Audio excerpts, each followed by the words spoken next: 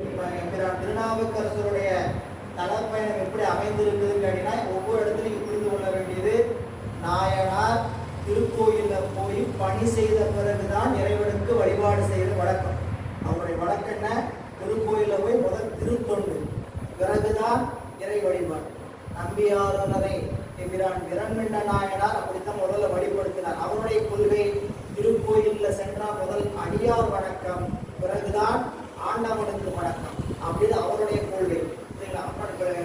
நாயனார் இறைவனுடைய திருக்கோயில் செல்கின்ற இடத்திலெல்லாம் முதல் தன்னுடைய திருக்கைகளால உழவாரம் செய்து அருள் பெற்று பெருமானுடைய திருவடியை சென்று இறைஞ்சுகிறார். இந்த வகையில கார் வளரும் மாடங்கள், மேகங்கள் வளர்ந்திருக்கக்கூடிய நல்ல மாடங்களில் வேத ஒளியை வளர்க்கக்கூடிய அந்த மாடங்கள்ல வீடுகள்ல வேத ஒளி கலந்து ஒழிக்கக்கூடிய வளர்க்கும் சீருடை அந்தணர் வாழும் செழும்பதியின் அகத்தேவி, சிறப்புடைய அந்தணர் வாழ்கின்ற செழுமையான திருத்தலத்திற்கு உள்ளே வந்து வாசடையார் மண்ணும் வாழ்ந்த சடையை உடைய பெருமான் நிலைபெற்றிருக்கக்கூடிய திரு தூங்கானை மாடத்தை பார்வரவும் திருமுனிவர் பணிந்து ஏற்றி பரவினார். முதல்ல அந்த திருக்கோயில போய் பெருமானிடத்துல ஒரு பதிகம் அந்த வழிபாடு செய்கிறார். வழிபாடு செய்த போது பாடிய பதிகம் கிடைக்கல, முதல் பதிகம். அப்புறம் அதுக்கு பிறகு இறைவனிடத்துல ஒரு விண்ணப்பம் செய்கிறார். பெருமானே, நான் பலகாலம் சமண சமயத்தில் தொடர்கொண்டு என்னுடைய உடல் அசுத்தப்பட்டிருக்கிறது. அந்த அசுத்தத்தை நீக்க வேண்டி நீங்கள் என்ன செய்யணும்? உங்களுடைய மூவிலைச்சூழ குறியினை என்னுடைய தோளில் பொறிக்க வேண்டும் என்று பெருமாண்டத்தில் விண்ணப்பம் செய்கிறார். அந்த நிலையில முதல்ல இந்த பெண்ணாகணத்துக்கு வருகின்ற வழியில நாயனார் முண்டீச்சரத்துல ஒரு வழிபாடு செய்திருக்கார். அந்த திருத்தலத்துடைய குறிப்பின் இல்லை, ஆனா உரையார் நம்முடைய வரலாற்று நூல், நம்ம தேவார வரலாற்று முறை நூல்னு சொல்லியிருக்கிற ஏற்கனவே. அதாவது தேவாரத்தை பார்த்தீங்கன்னா தலைமுறை நூல் ஒன்று இருக்கும், வரலாற்று முறை நூல் ஒன்று இருக்கும், பன்முறை நூல் ஒன்று இருக்கும். பன்முறை நூல்ல ஒரு பண்ணு இருக்கிற பதிகங்களை எல்லாம் வரிசையா கொடுத்துட்டு அடுத்த பதிகம் போவாங்க. அப்படி பார்ப்பாங்க. இப்ப காந்தாரம்னா காந்தாரத்தில் இருக்கக்கூடிய பண்ணல எந்தெந்த கோயில் என்னென்ன காந்தார பண்ணு பாடியிருக்காங்க அதை பாடிட்டு அச்சடிச்சுட்டு அதுக்கப்புறம் அடுத்த பண்ணுக்கு போவாங்க. தலைமுறையில் பார்த்தீங்கன்னா தில்லையை தொடங்கி திரு கைலாயம் வரைக்கும் முடிச்சிருப்பாங்க. இது தலைமுறை நூல். வரலாற்று முறை நூல் பார்த்தீங்கன்னா அந்தந்த சமயாச்சாரிய மூர்த்திகள் எங்க முதல் பதிகம் பாடி எங்கு நிறைவு செய்தார்களோ அந்த வழியில பெரிய புராண வழியில அந்த நூலை செய்திருப்பாரு. அந்த நூல் தமிழகத்துல ஒரே ஒருத்தர் தான் செய்திருக்கிறார். தென்காசி சிவகாசி சிவனடியார் திருக்கூட்டாரும் அன்பர்கள் சரிங்களா. அந்த நூல்ல இருக்கக்கூடிய செய்தியை இப்ப நம்ம சைவம்.org ஒழுங்கு பண்ணியிருக்கிறாங்க. நீங்க பாத்தீங்கன்னா தலைமுறையிலே வந்திருக்கும், வரலாற்று முறையில வந்திருக்கும், தலைமுறை பன்முறை மூணுமே சைவம்.org வந்திருக்கும். அந்த வகையில சுந்தரமூர்த்தி ஐயா அந்த நூலை தொகுத்தவர் சுந்தரமூர்த்தி ஐயா என்று சொல்லக்கூடிய தருமபுரி ஆதீன புலவர். அவர் இந்த முண்டீச்சரங்கிற பதிகத்தை இடையில கொடுத்திருக்கிறார். ஆனா எம்பிரான் தேவர் ஜெயக்கிலார் பெருமானுடைய இதுல அந்த குறிப்பு இல்லை. முண்டீச்சரத்தை பின்னாடி காட்டுறார். எப்படி தொடர்புடையன்னு தெரியல, ஆனா இந்த இடத்துல எழுதி வச்சிருக்கேன். 24வது பதிகம் முண்டீச்சரத்துல திரு தாண்டகம் ஆத்தான் கான் அப்படின்னு சொல்லக்கூடிய திருப்பதிகம். புல்லெறியாம் அவன் சமயத்தொடர்புண்டு போந்த உடல் தன்னுடனே உயிர் வாழத் தரியேன் நான் தரிப்பதனுக்கு என்னுடைய நாயக நின் லட்சினை விட்டு அருள் என்று பண்ணு செழும் தமிழ் மாலை முன் நின்று பாடுவார்.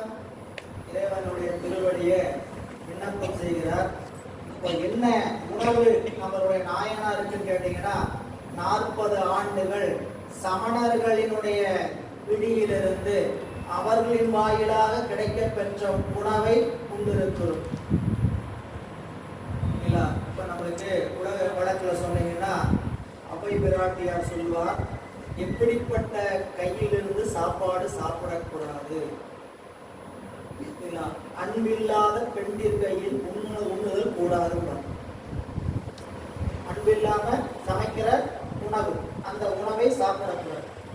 எண்ணம் மிக மிக அவசியம். இந்த உணவு சமைக்கும் போது என்ன எண்ணத்தோட சமைக்கப்படுகிறதோ அது உணர்வு வழியாக வரும் குறிப்பிடுவது நம்மளுடைய கலாச்சாரம். உணவு சாப்பிட்ற உணவுலையும் என்ன உணவு சாப்பிட்றங்கிற நினைப்பு வேணும். அதே சமயம் சமைக்கும் போதும் அந்த உணர்வு சேர்ந்து சமைக்கணும். இப்போ நம்ம சைவ சமயத்தில் இருக்கிறோம் அப்படின்னு வச்சுக்கணும். இப்போ நம்ம சைவ சமயத்தில் இருக்கும் போது வீட்டில் நம்மளால சைவ சமையல் செய்ய முடியுமான்னு தெரியாது. எல்லா சூழலும் அப்படியே இருக்காது, எல்லாருடைய சூழலும். ஆனால் என்ன பண்ணலாம், நீங்க என்னத்தை சமைச்சு போட்டீங்கன்னாலும் சிவாய நமன் சமைச்சு போட்டான். என்னத்தை சமைச்சு போட்டாலும் சிவாய நமன். இது நடக்கக்கூடிய செய்திங்க. திருநெல்வேலி விக்ரமசிங்கபுரத்தில் பார்த்தீங்கன்னா அங்கே 15 நாள் ஆண்டுதோறும் வகுப்பு நடக்கும். விடுமுறை காலம் வகுப்பு சைவ சித்தாந்தம் 5 நாள் தங்கி படிக்கிறதுக்கு அங்கே இலவசமாக சொல்லி கொடுப்பாங்க. அங்கே பெரிய பாத்திரத்தில் ஒரு 50 பேரும் படிப்பாங்கன்னா அந்த இடத்துல 50 பேருக்கு சாப்பாடு செய்யும்போது அந்த அரிசியை கழுவி அதில் ஊற்றும் போது உள்ள உடையில ஊற்றும் போது சிவாய நமன் தான் ஊற்றுவாங்க சத்தமாக சொல்லிட்டு. உடையில அரிசி கொடுக்கும்போது சிவாய நமன் அப்படின்னு சொல்லி கொடுத்துருவாங்க. இது என்ன? உணவின் வழி உணர்வு. உணவின் வழி உணர்வு. அதை தாண்டி அதுக்கப்புறம் நம்ம சாத்விக உணவு எடுத்துக்கிறோமா, அதை தாண்டி ராசத தாமச உணவு எடுத்துக்கிறோம், அந்த உணர்வுல ஏற்படும். ஆனால் அன்பில்லாத பெண்டிர்கையில் உணவு உண்ணுதல் ஆகாது அப்படிங்கிறது அவை பிராட்டியனுடைய வாக்கு. எனவே நாயனார் என்ன நினைக்கிறாருன்னு கேட்டீங்கன்னா, எத்தனை காலம் இந்த சமண சமயத்திலிருந்து நாம அவர்களுடைய தொடர்பு பட்டிருக்கிறோம். அதனால் இந்த உடம்பு எப்படிப்பட்ட உடம்பு? அசுத்தப்பட்டிருக்கு. அசுத்தப்பட்டிருக்கு. இது நம்ம உரையாச குறிப்பு கொடுக்கிறார். என்ன குறிப்புன்னு கேட்டீங்கன்னா, நம்மளுடைய வாழ்க்கையில வேற வேற நெறிகள்ல நின்று வேற வேற செயல்பாடுகள்ல நின்று செஞ்சோம் இல்லையா, அந்த செயல்பாடெல்லாம் நீங்கணும்னா நமக்கும் இறைவனிடத்தில் இப்படிப்பட்ட ஒரு நினைப்பு இருக்க வேண்டும். சொல்றார், முன்னெறியாம் சமன் சமய தொடக்குண்டு போந்த உடல். பாழான சமயமாக புன்னெறினா எதை அறிவுறுத்த வேண்டுமோ அப்படிப்பட்ட அறிவை அறிவுறுத்தாத சமய நெறி. அப்படிப்பட்ட சமய நெறியில் தொடக்குண்டதனால் பாழாகிய அசுத்தப்பட்டு போன உடம்பு. இந்த உடம்பு தன்னுடனே உயிர் வாழ தரியேன் நான். அப்படிப்பட்ட உடம்போடு நான் வாழ்வதற்கு முறுக்க மாட்டேன். என்ன கேட்டீங்கன்னா, மணிவாசக பெருமான் இந்த உடம்பை எனக்கு பிடிக்கலைங்க.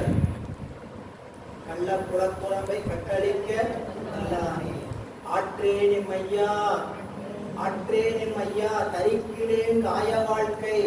இந்த உடம்பினால பொறுத்து கொள்ள முடியும் அப்படி கேட்கணும் அப்படின்னு கேட்டீங்கன்னா, உடம்போடு இருக்கிறது அவங்களுக்கு ஒரு துன்பமா இருக்கு.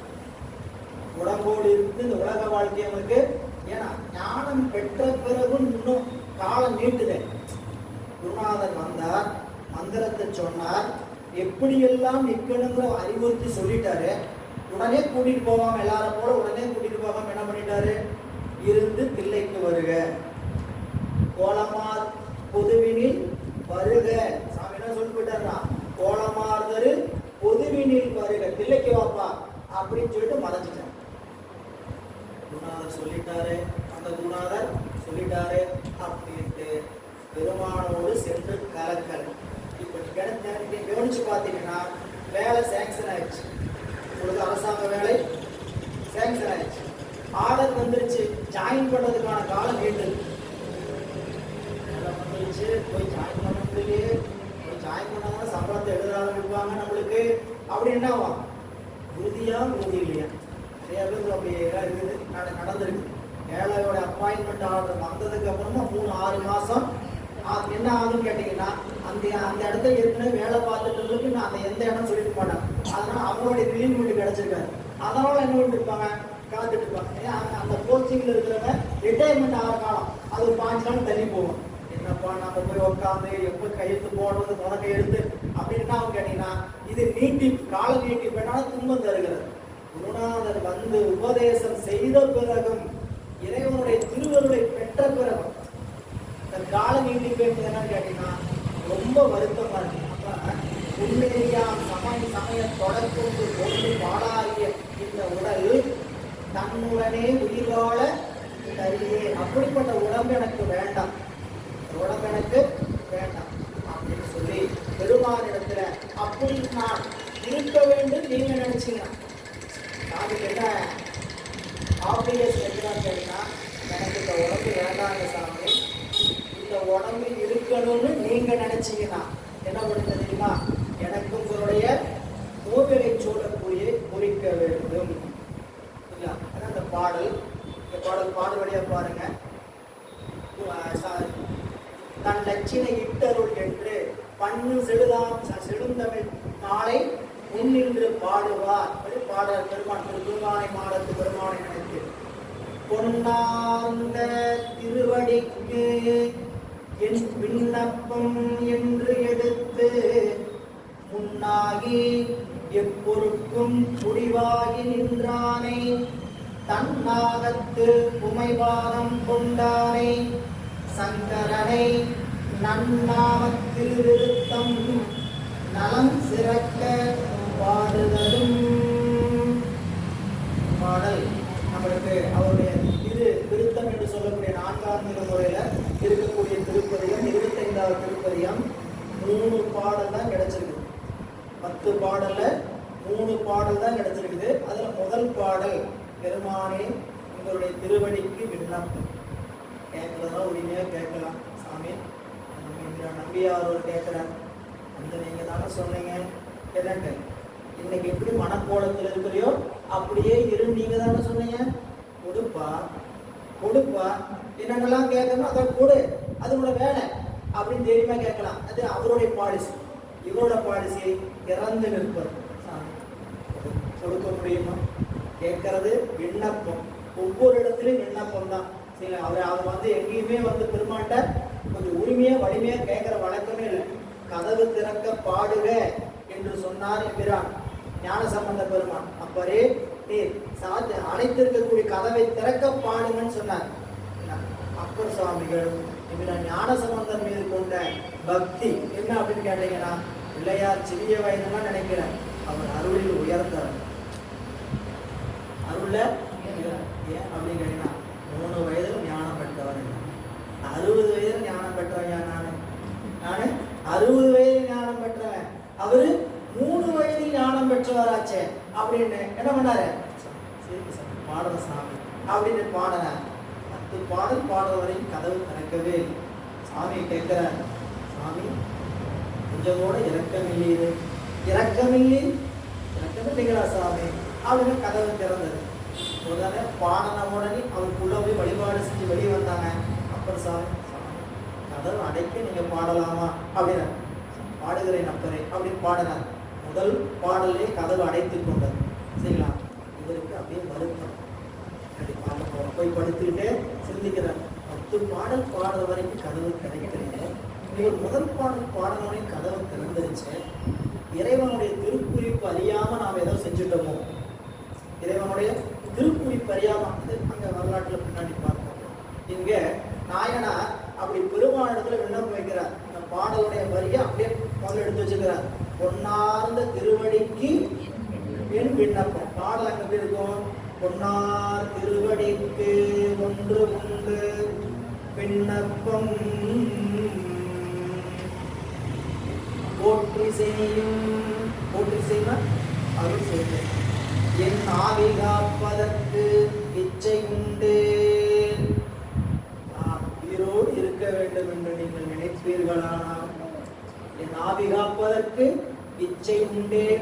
இரும் ஊற்று அகல மின்னாரும் மூவிலை சூழம் என்மேல் பொறி மேவு பொங்கல் துணார் கடந்தையில் பூங்கானை மாட சுடர் கொடுந்தேன் அப்படின்னு சாமிட்ட மூவிலை சூழம் வேண்டும் என்று விண்ணப்பம் செய்கிறார். அதான் அப்படி பார்க்கும்போது பொன்னார்ந்த திருவடிக்கு என் விண்ணப்பம் என்று எடுத்து முன்னாகி எப்பொருட்கும் முடிவாகி நின்றானே, முன்னாகி எப்பொருட்கும் முடிவாகி நின்றானே. அப்ப என்ன? பெருமான் உன்னை பழம்பொருட்கும் முன்னை பழம்பொருள், பின்னை புதுமைக்கும் பேர்த்துமப்பஞ்சவன். இன்னைக்கு என்ன டெக்னாலஜி அப்டேட்டோ அந்த அப்டேட்டுக்குரிய சிவபெருமான்.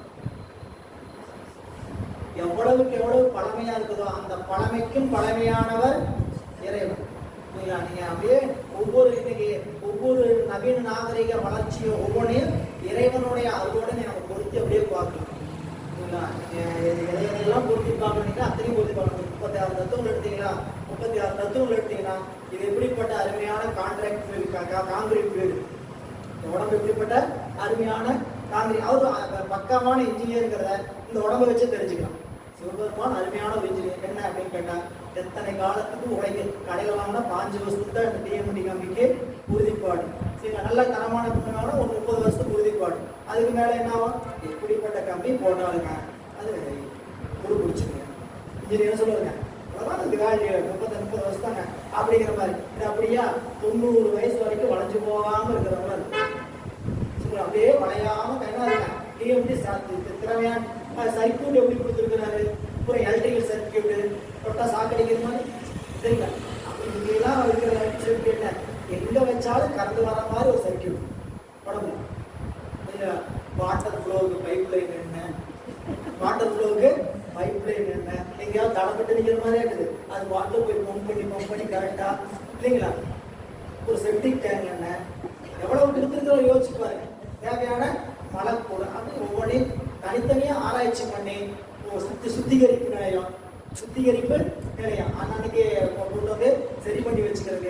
இவ்வளவு அருமையாக உடம்பு ஆராய்ச்சி பண்ணீங்கன்னா ஒரு 2 வாசல் 7 ஜன்னல், 2 வாசல் 7 ஜன்னல், காத்து போயிட்டு உள்ள வர்றதுக்கு ஜன்னல் என்ன, வெளியே போயிட்டு உள்ள போயிட்டு வெளியே வர்றதுக்கு தடம் என்ன, எத்தனை தடம் போட்டு வச்சிருக்கிற சாமி.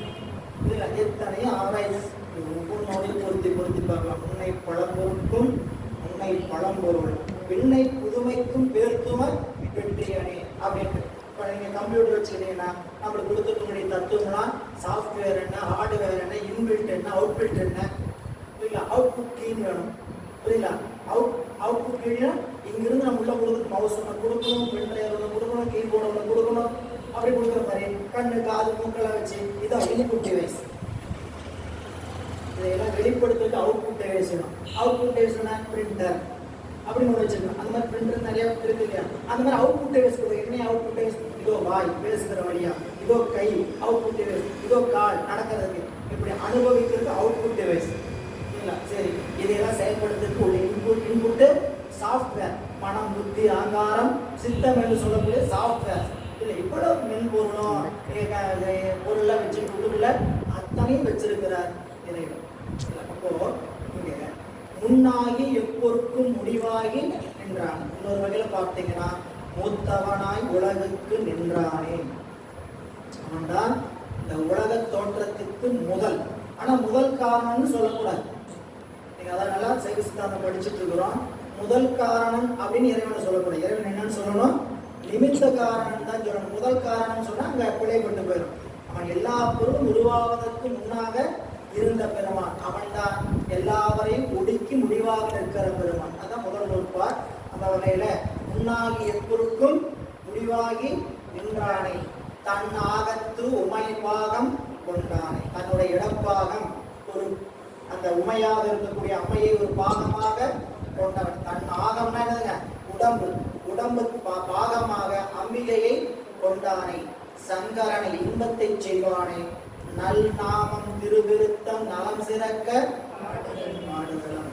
நல் நாமம் பாடுகிறார். திருவிருத்த பதிகம் பாடி பெருமானிடத்தில் விண்ணப்பம் வைக்கிறார்.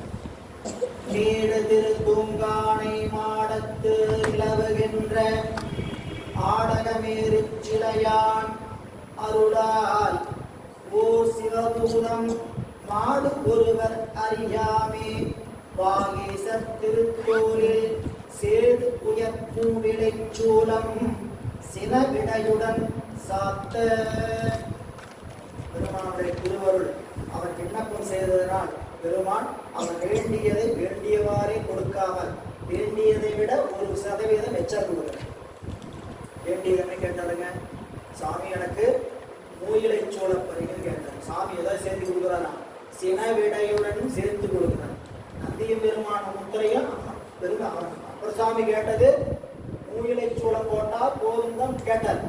அப்படி என்ன பண்ணிட்டாரு? இதோ நந்திய பெருமான் கேட்கிறவருடைய தகுதி அப்படிப்பட்ட தகுதி. நான் வாய்விட்டு கேட்காதாச்சு. சுந்தரசாமி கேட்டா ஓ கிளம்பு ஏன் பொழுதுனையும் கேட்டுக்கிட்டே இருக்கு, உனக்கு எல்லாத்தையும் கொடுக்க முடியுமா அப்படின்னு நினைக்கிறாங்க. கிளம்பு இடத்த காலி பண்ணி நிறைய இடத்த கொடுக்காம வச்சார். திறந்து ஒன்று கேட்க மாட்டாரு. கேட்காதாலும் வந்து கேட்கிறாரு. என்னன்ட்டு அது தேடுதல் தவிர. அதனாலதான் வள்ளுவர் பெருமான் ரொம்ப அருமையா சொன்னார், இறைவனிடம் கேட்கணும்னு நீங்க என்ன போய் கேட்கணும்? இறைவன்கிட்ட போய் கேட்கணும், என்னன்னு கேட்கணும்? எதையும் கேட்கணும். வேண்டுங்கால் வேண்டாமை, வேண்டுங்கால் வேண்டாமை. நீங்க வேண்டாமை நம்ம பெருமான்கிட்ட போய் என்ன பண்றோம்? வேணும் வேணும் வேணும் கேட்டுட்டே இருக்கிறோம். என்னென்ன வேணுங்களோ அவங்க சூழலை பொறுத்து, அவங்க வீட்டு சூழல், அவங்களுடைய வாழ்க்கை சூழல்ல ஒவ்வொருத்தரும் ஒன்று வேணும் வேணும் கேட்கிறோம். வேணும் வேணும் வேணும் கேட்டுட்டே இருக்கும்போது இந்த வேணும் வேணுங்கிறத கொடுக்கிறதா இல்ல இறைவனுடைய திருவள்ளுவர் கொடுக்கிறதா? இறைவன் அவருடைய அருள்நிலையை கொடுக்கிறதா? கேட்கறது என்ன கேட்கிறோம்? உலக வாழ்க்கையில் இருக்கக்கூடிய இன்பங்களை எல்லாம் கேட்கிறோம். இதை கேட்கும்போது சாமி என்ன கொடுக்கணும்னு நினைக்கிறோங்க? கேட்டதை கொடுக்கணும்னு நினைக்கிறோம். வேண்டுங்கால் வேண்டும் பெறவாமை. சொன்னார், வேண்டுங்கால் வேண்டும் மற்றது வேண்டாமையை வேண்ட வரும். மற்றது வேண்டாமையை வேண்ட வேண்டுங்கால் வேண்டும் பெறவாமை. இறைவன்கிட்ட போய் நீங்க உன்னை கேட்கணும், என்னன்னு கேட்கணும்? பிறவாமை வேண்டும். சுவாமி சரிங்களா? அது எப்படியா வரும் அப்படின்னு கேட்டீங்கன்னா, வேண்டாமையை வேண்ட வரும். சாமிகிட்ட போய் வேண்டாமையை வேண்ட வரணுங்க. எதையும் வேணும் கேட்கிற வழக்கமே இல்லாம இருந்தா வரும். யாராவது இதை கொடுத்தா கொடுங்க அப்படின்னு கொடுக்குற நிலை மாறி வேண்டான்னு சொல்ற தேதி யாராருக்குள்ள இருக்கு? வேண்டான்னு சொல்றது யாராருக்குள்ள தேதி வந்து எந்தெந்த பொருளை கொடுக்கறது முடிவு பண்ற சாமி. புரியுங்களா? யாராவது கொடுக்குறாங்க, வேண்டாங்க வேண்டாம் வேண்டாம் வேண்டாம் வேண்டாம்னு சொல்ற வார்த்தை வரும்போது வார்த்தையில அனுபவம் வருமானு கேட்டா அதுவே வராது. சரிங்களா? அவன் வேண்டாம்னு சொல்லி பார்ப்போம், கொடுத்தா வாங்கி. வேண்டாம்னு சொல்லி பார்ப்போம், கொடுத்தா வாங்கி. இந்த அறிவுல நினைச்சிட்டு இருக்கோம். இந்த அறிவுல இருக்கக்கூடிய கல்வனுக்கு தெரியும் உண்மையாலுமே அவனுக்கு இதில் விருப்பம் இருக்கா இல்லையா அப்படின்னு என்ன பண்ணுவான்? நம் அறிவை கொண்டு